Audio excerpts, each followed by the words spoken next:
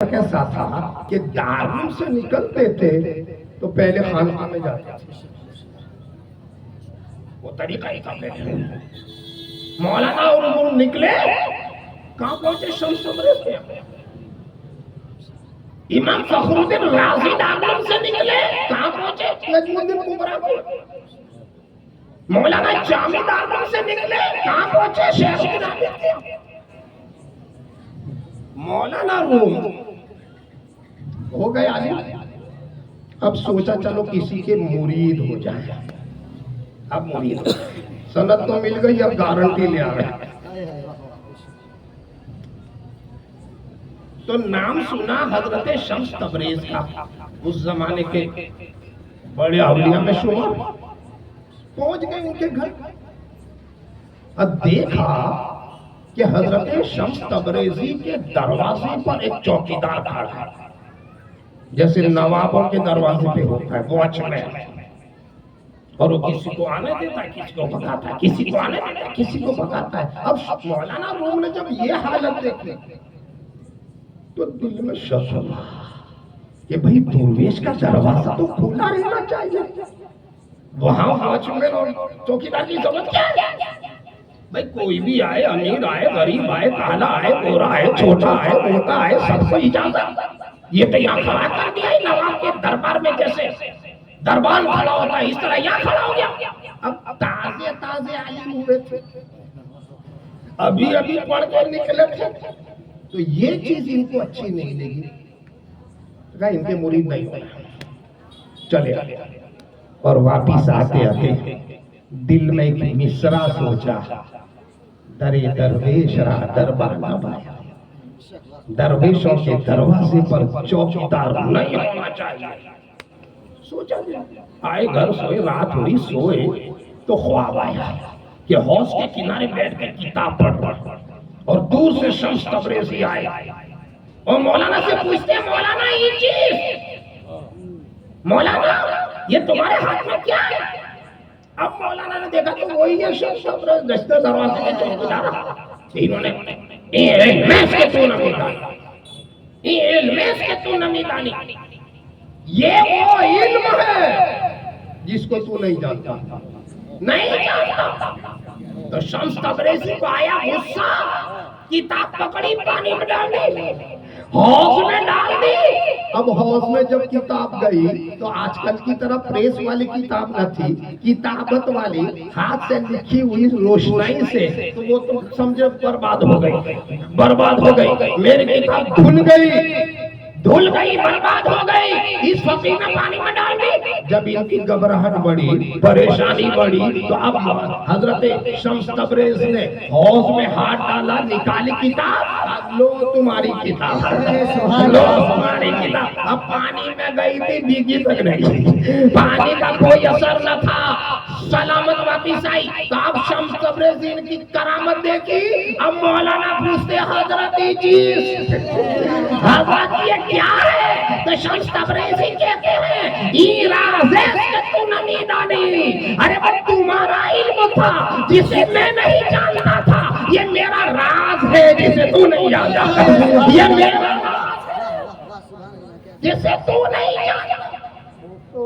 آنکھ کھلی تو دل کی بھی آنکھ کھل گئی، دل کی بھی آنکھ کھل گئی. گئے بھاگتے ہوئے شمس تبریزی کے گھر، سیدھے قدموں میں گر پڑے، حضرت معاف کر دو، مرید بننے آیا، مرید بناؤ، مرید بناؤ، مرید بناؤ. تو شمس تبریز کہتے ہیں مولانا مرید تو بناؤں گا، لیکن کل کیا سوچ کے چلے گئے تھے؟ کل کیا سوچ کر چلے گئے تھے؟ کہا جانے دو حضرت، وہ تو ایک گستاخی کی بات تھا. نہیں، تم نے کچھ مصرع بھی سوچا تھا. مصرع کیا کہا تھا تم نے؟ کیا کہا تھا؟ کہا حضرت میں نے کہا تھا درے درویش را دربا نہ باید، درویشوں کے دروازے پر چوکیدار نہیں ہونا چاہیے. کہا مولانا یہ رہنے دو، یہ مصرع رہنے دو، اگلا میرا مصرع لگا، اگلا مصرع تو شعر بنے گا نا. ایک تمہارا مصرع، اگلا میرا مصرع. تم نے یہ لکھا کہ درے درویش را دربا نہ باید، درویشوں کے دروازے پر چوکیدار نہیں رہنا چاہیے. لکھو بابا یار تا سگے دنیا نہ آیا، بابا یار تا آگے دنیا نہ آیا. ارے درویشوں کے دروازے پر بھی چوکیدار ہونا چاہیے تاکہ دنیا کے کتے نہ گھس جائے, دنیا کے کتے نہ گھس جائے. دوستو تو یہ ہے ظاہر والے بھی اور باطن والے بھی. یہ ہے ان کا کام ہی ہے دلوں کو سنوارنا. اور میرے آقا بھی تو اسی لیے آئے. حضور جب آئے تو قرآن کیا کہہ رہا؟ وَيُزَكِّيهِمْ وَيُعَلِّمُهُمُ الْكِتَابَ وَالْحِكْمَةَ. پہلے دلوں کو صاف کرو, دل کا تزکیہ کرو. درس بعد میں دینا, تبلیغ بعد میں کرنا, نماز روزی کی دعوت بعد میں دینا, کلمے کی بھی دعوت بعد میں دینا. وَيُزَكِّيهِمْ, پہلے دل کا تزکیہ, اور اس کے بعد وَيُعَلِّمُهُمُ الْكِتَابَ, پھر کتاب کا علم وَالْحِكْمَةَ, یعنی دل کی صفائی پہلے. اور آیت جو میں نے پڑھی اس کی ترتیب دیکھو, قد افلح من تزکیٰ. پہلے کیا ہے؟ تحقیق. وہی کامیاب ہوا جس نے دل کو ستھرا کیا, جس نے دل کو پاک کیا. اور اس کے بعد وذکر اسمہ, پھر اس نے ذکر کیا, اپنے رب کو یاد کیا. اور پھر آیا فصلی, پھر نماز پڑھی. ترتیب ہی بتاتی ہے شروعات کہاں سے ہونی چاہیے. جب تک دل پاک نہ ہو تو نہ ذکر کام کا نہ نماز. پہلے قد افلح, کامیاب وہی ہوگا جس نے اپنا دل پاک صاف کیا. میرے آقا نے جب دعوت دینا شروع کی اللہ کے حکم سے, یا ایھا الرسول بلغ ما, تو اس پہاڑی پہ جمع کیا سب, اور پہلا اعلان کیا سرکار کا. یہ نہیں کہا کہ الصلاۃ, چلو نماز شروع کر دو, واتو الزکات, زکات دو, روزہ رکھو, فمن استطاع. یہ نہیں.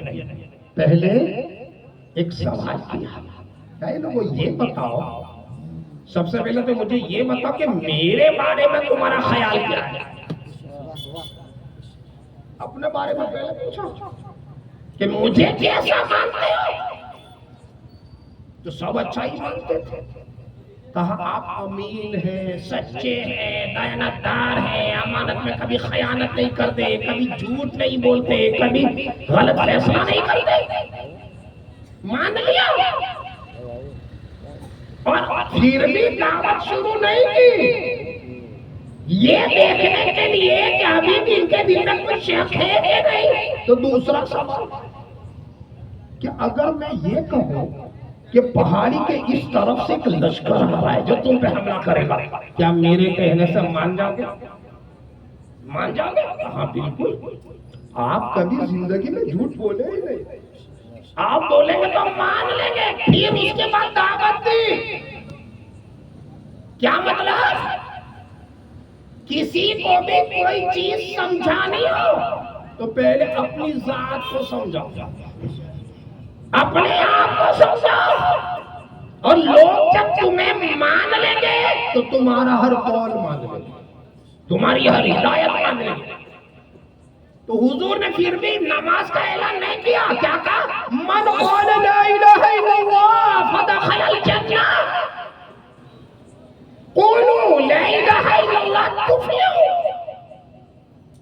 ایمان لاؤ, ایمان کے نور سے دل کو مزین کرو, ایمان کے نور سے دل کو پاک صاف کرو, ایمان سے اپنے دل کو مشفع اور مزمنہ بناؤ. دل سے کینہ نکالو, کپٹ نکالو, بغض نکالو, عداوت نکالو, حسد نکالو, نفرتیں نکالو, اور ایمان کے نور سے اپنے دل کو مزین کرو. تو دل سے شروعات. اور آقا نے تو دل بنایا. تم نے نہیں دیکھا اس کو جو چلا تھا تو بڑے غصے میں چلا تھا, ننگی تلوار لے کے چلا تھا، برا عزائم لے کے چلا تھا، برے ارادے لے کر چلا تھا، چہرے کی لکیریں بگڑی ہوئی تھی، دل میں غصہ تھا، چہرے پہ دمدماہٹ اور سرخی تھی، اور ارادہ یہ تھا میں محمد ہی کو شہید کر دوں، محمد عربی کو شہید کر دوں۔ ہاتھ میں تلوار ہے، کھلی شمشیر ہے، چہرے پہ لکیر ہے، دل میں اضطراب ہے۔ پہنچے آقا نے صرف اتنا ہی کہا، اے عمر کیا تیرے اسلام لانے کا وقت نہیں آیا؟ کیا تیرے اسلام لانے کا وقت نہیں آیا؟ بس ان دو جملوں میں وہ کون سا انقلاب تھا، وہ کون سی کرانتی تھی؟ آئے تھے غصے میں، ننگی تلوار لے کر آئے، برا ارادہ لے کر آئے، برے عزائم لے کر آئے، چہرے کی لکیریں بگاڑ کر آئے۔ مگر سرکار کے پاس پہنچے تو کائنات نے کیا منظر دیکھا کہ عمر سوئے نبی گئے، نظر سوئے عمر گئی، عمر سوئے نبی گئے، نظر سوئے عمر گئی، بڑی نگاہ مصطفیٰ زندگی سنور گئی، بڑی نگاہ مصطفیٰ زندگی سنور گئی۔ دل صاف ہو گیا۔ آقا بھی دل ہی کے علاج کے لیے آئے تھے۔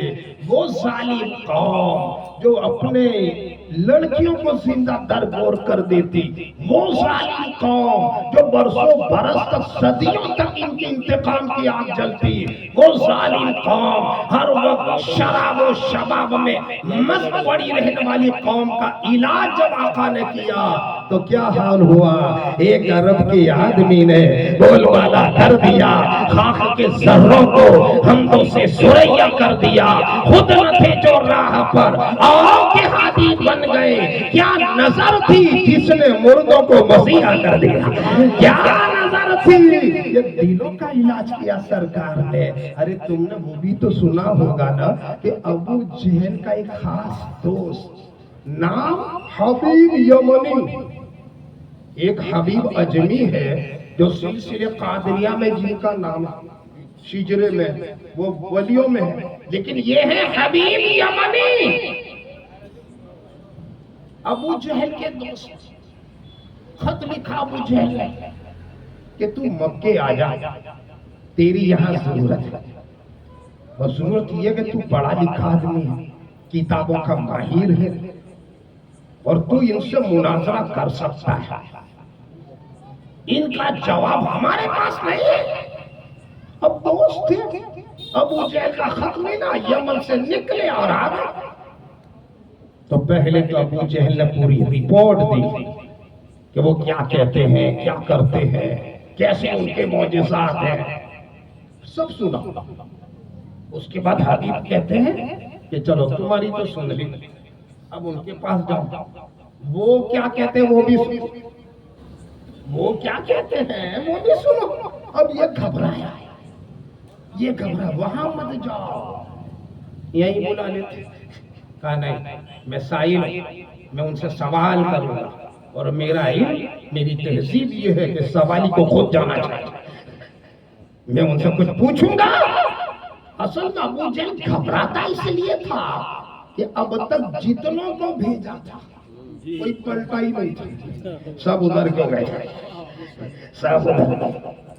کہا تو اکیلے میں ہم بھی چلتے، جبل ابو قبیس پر تشریف فرمائے سرکار، اور یہ آئے۔ آقا نے پوچھا حبیب کیوں آئے ہو؟ تو حبیب یمنی کہتے ہیں کہ آپ کا دعویٰ یہ ہے کہ ہم نبی ہیں، رسول ہیں، اور یہ لوگ آپ کو جادوگر کہتے ہیں۔ آپ نے کچھ ایسی باتیں انہیں بتائی جس سے یہ سمجھتے کہ آپ جادوگر ہیں، اور آپ کہتے ہو کہ میں رسول ہوں، اور مجھے اس لیے بلایا گیا تاکہ میں فیصلہ کروں کہ رسول ہے کہ جادوگر، میں یہ فیصلہ کروں۔ اب اس کے لیے کوئی لمبی چرچا نہیں کروں گا، صرف دو سوالوں کا صحیح جواب دے دو تو میں مان لوں گا اپنا دل، میں مان لوں گا۔ پوچھو تمہارا سوال۔ تو حبیب کہتے ہیں کہ میں نے پڑھا ہے، میرا تجربہ بھی ہے کہ جو جادوگر ہوتا ہے اس کا جادو زمین پہ چلتا ہے، پہاڑوں پہ چلتا ہے، درختوں پہ چلتا ہے، جانوروں پہ چلتا ہے، انسانوں پہ جادو چلتا ہے، زمین کی کسی چیز پر بھی جادو چلے گا، لیکن آج تک کسی کا جادو چاند پر نہیں چلا، سورج میں نہیں چلا، ستاروں پہ نہیں چلا، آکاش میں نہیں چلا۔ تو میرا پہلا سوال یہ ہے کہ اگر آپ اللہ کے سچے رسول ہیں تو چاند کے 2 ٹکڑے کر دیں۔ چاند کے 2 ٹکڑے، وہ یہ بھی مانتے تھے کہ جو رسول ہوگا وہ یہی کرے گا، جو رسول ہوگا وہی کرے گا، کہ چاند کے ٹکڑے کر دو۔ جیسے ہی سنا سرکار کا انگلی مبارک کا اشارہ ہوا تو چاند بھی زبان حال سے بول پڑا، یا رسول اللہ، وہ آپ کا بچپنا تھا کہ دائی حلیمہ کے جھولے میں جب آپ جھولتے تھے تو جدھر جھولا جاتا تھا ادھر میں جھک جاتا تھا، چاند جھک جاتا ادھر، انگلی اٹھاتے محل میں کیا ہی چلتا تھا اشاروں پر کھلونا نور کا، کیا ہی چلتا تھا اشاروں پر کھلونا نور کا۔ اے اللہ کے رسول، آج تو امتحان کا وقت ہے، آزمائش کی گھڑی ہے، اشارہ کر دو، کلیجے کے ٹکڑے کر دو گا، کلیجے کے ٹکڑے کر دو گا۔ سرکار کی انگلی کا اشارہ ہوتا گیا، چاند 2 ٹکڑے ہوا، ایک ادھر ایک ادھر، پہاڑی بیچ میں آ گئی، یعنی دونوں ٹکڑے اتنی دور تھے کہ اندھا بھی دیکھے تو سمجھ لے جادو نہیں ہے، معجزہ ہے، جادو نہیں ہے، معجزہ ہے۔ اور اس کے بعد سرکار نے دونوں ٹکڑوں کو ملایا۔ ارے دوستو، ملانے میں بھی کتنا کمال ہے، کوئی کاج توڑو پھر ملاؤ تو کم از کم باریک تار نظر آئے گا، کوئی شیشہ توڑو پھر جوائن کرو تو ایک بال نظر آئے گا، اس میں فرق دکھے گا۔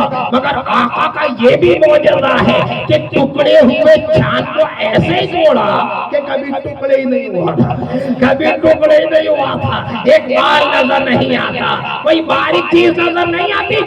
جب یہ منظر دیکھا حبیب نے تو وہ تو جھوم گئے اور کہنے لگے، اے ہاشمیوں سن لو، اے مکے والوں سن لو، اے قریشیوں سن لو، اے مکے والوں سن لو، اشہد ان لا الہ الا اللہ واشہد ان محمد عبدہ ورسولہ۔ کلمہ پڑھا، مشرف اسلام ہو گئے تو آقا پوچھتے ہیں، حبیب تم تو 2 سوال لے کر آئے تھے، دوسرا بھی تو بتا دو، دوسرا سوال تمہارا وہ بتا دو۔ کہا حضور ابھی تک تو مانا نہ تھا تو پوچھا تھا، اب تو مان چکا، اب شک آئے گا، ایمان لانے کے بعد کوئی شک تھوڑی کرتا ہے، اب تو میں کیا پوچھوں تو دوسرا سوال کیا تھا۔ اب تو ایسا کرو، سوال بھی آپ بتاؤ، جواب بھی آپ بتاؤ، سوال بھی آپ بتا دو، جواب بھی آپ بتا دو۔ تو آقا فرماتے ہیں تو دل میں یہ سوچ کر آیا تھا کہ تیری ایک بیٹی ہے، اپاہج ہے، لنگڑی ہے، لولی ہے، بستر سے اٹھ نہیں سکتی، مفلوج ہے،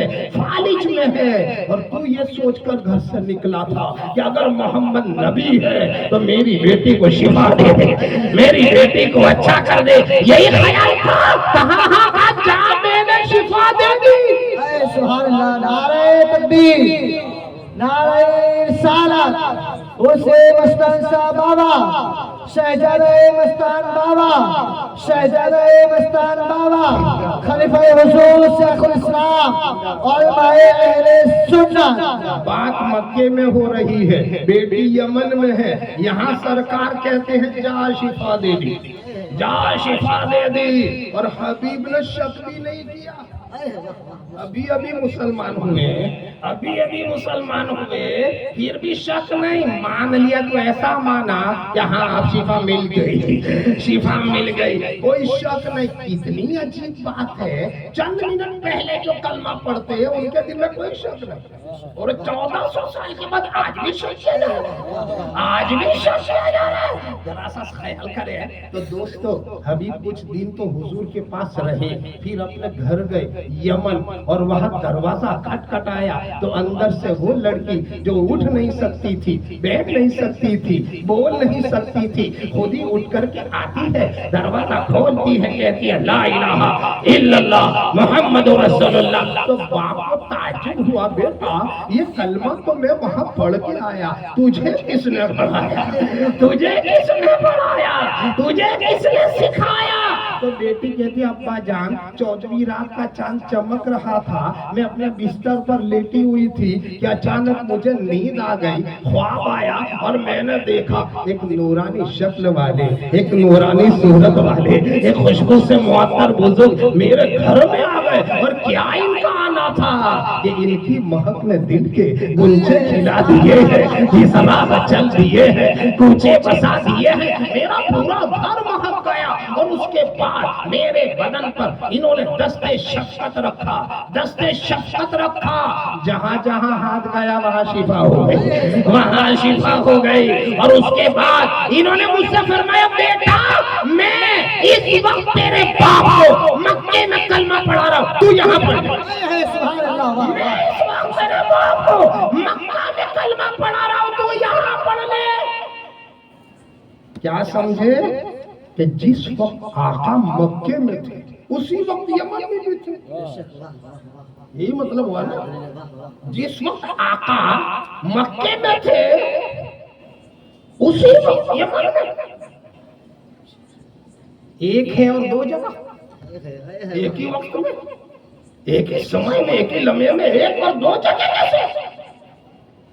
عنایت علی بابا یہاں بیٹھے تو یہی ہے، گھر پہ اور کوئی نہیں، یہی ہے، ہمارے حضرت آئے تو یہی ہے، کلیئر کوئی نہیں ہے، ہمارے علماء آئے تو یہی ہے، دوسری جگہ سے غائب، ایک آدمی ایک جگہ حاضر باقی غائب، یہ کیسا رسول ہے؟ ہر جگہ حاضر، یہاں بھی حاضر وہاں بھی حاضر، تو کچھ لوگوں کو سمجھ میں نہیں آیا، کچھ لوگوں کو، تو ان کو پوچھو، ان کو پوچھو، بولو تمہارے جسم میں روح ہے کہ نہیں؟ روح ہے کہ نہیں؟ اب کوئی جواب نہیں دے رہا اور بیٹھے ہیں قبرستان میں، سب روح والے ہے کہ نہیں؟ سب روح والے۔ اچھا یہ بھی بتا دو کہ ہر ایک کے جسم میں کتنی کتنی روحیں ہیں؟ دو دو ہے، پانچ پانچ ہے، دس دس ہے، ایک ہی ہے، پورے شریر میں ایک ہی روح ہے، ایک ہی روح ہے۔ اور یہاں تھوڑا ٹھہر کر بتا دو کہ یہ روح جو ہے نا وہ عالم امر کی چیز ہے، اور یہ جسم جو ہے یہ عالم خلق کی چیز ہے۔ عالم امر میں وسیلے کی ضرورت نہیں ہے، وسیلے کی ضرورت نہیں ہے، رب نے کن کہا اور روح بن گئی، اور سب کی روحیں بن گئی، قیامت تک کے لوگوں کی روحیں بن گئی، ایک لفظ کن سے روح بن گئی۔ لیکن جب جسم بنانا ہوا حضرت آدم کا تو یہاں کن نہیں کہا، یہاں کیا کہا؟ اے جبرائیل آگ لاؤ، پانی لاؤ، مٹی لاؤ، ہوا لاؤ، اس کا خارا بناؤ، اس کو گوندو اور اس میں سے مجسمہ بناؤ۔ اب خدا کے لیے کوئی ضروری نہ تھا یہ سب کرنا، جیسے کن کہا روح بن گئی تو کن کہتا مجسمہ بھی بن جاتا، مگر ہمیں سکھا رہا تھا کہ دیکھ یہ روح ہے نا عالم امر کی ہے، وہاں وسیلے کی ضرورت نہیں پڑتی، لیکن یہ جسم عالم خلق کی چیز ہے، اس کے لیے وسیلہ ضروری ہے۔ اس کو بھوک لگے گی تو کھانا کھانا پڑے گا، پیاس لگے گی پانی پینا پڑے گا، بیمار ہوگا دوا کرنی پڑے گی، سب کچھ اس کو کرنا پڑے گا، یہ عالم خلق ہے، بغیر وسیلے کچھ نہیں ہوگا، اور روح عالم امر کی چیز۔ اب ہوا کیا کہ عالم امر کی چیز کو خدا نے عالم خلق میں نام دیا۔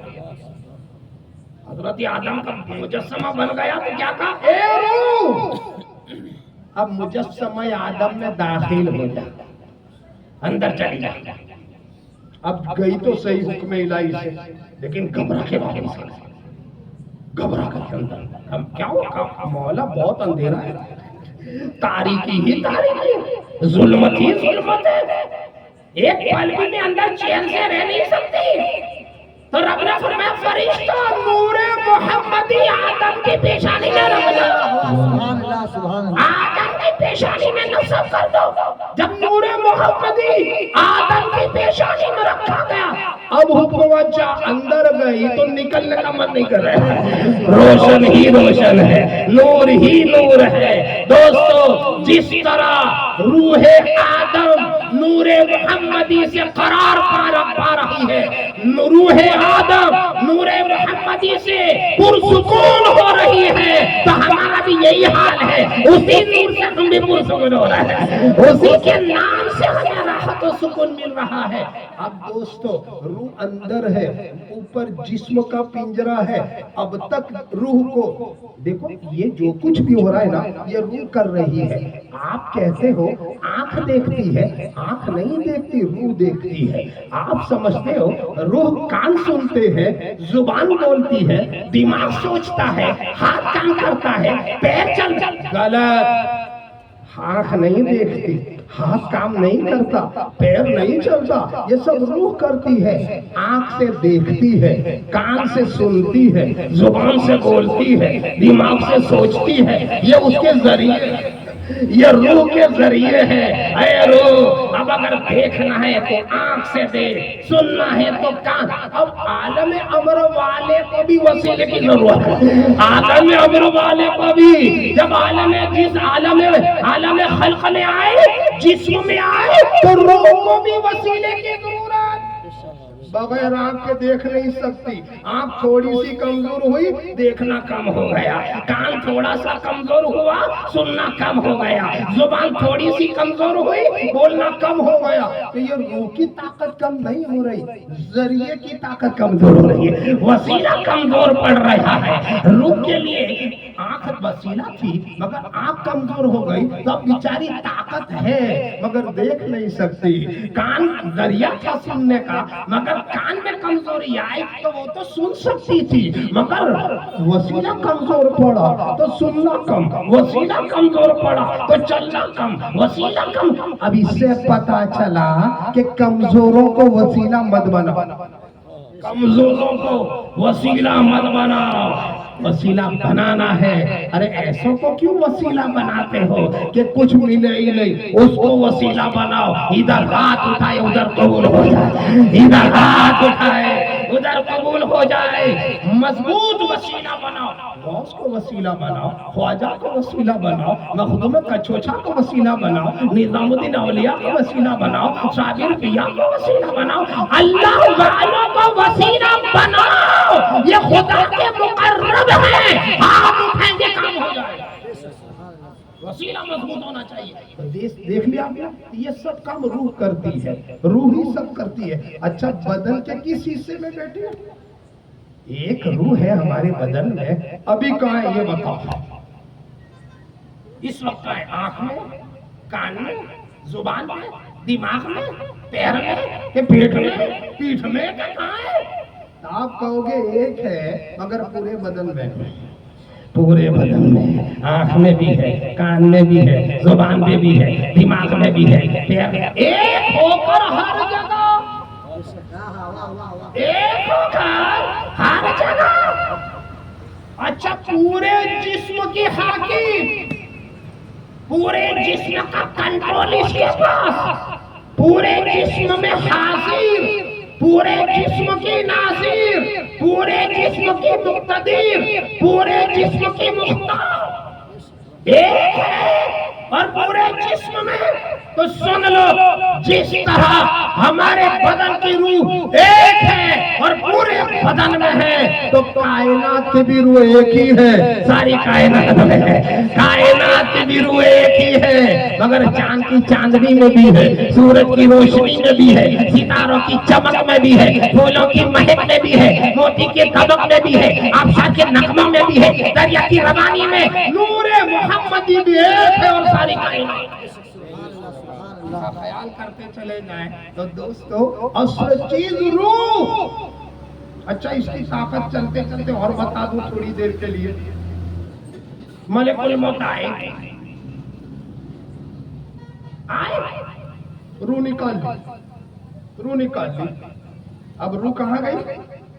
روح گئی عالم ارواح، عالم ارواح، اور جسم قبرستان میں۔ اتنا فاصلہ ہے دونوں میں، اب جو ملینوں میل گن لو، کوئی شماری نہیں، اتنی دور عالم ارواح۔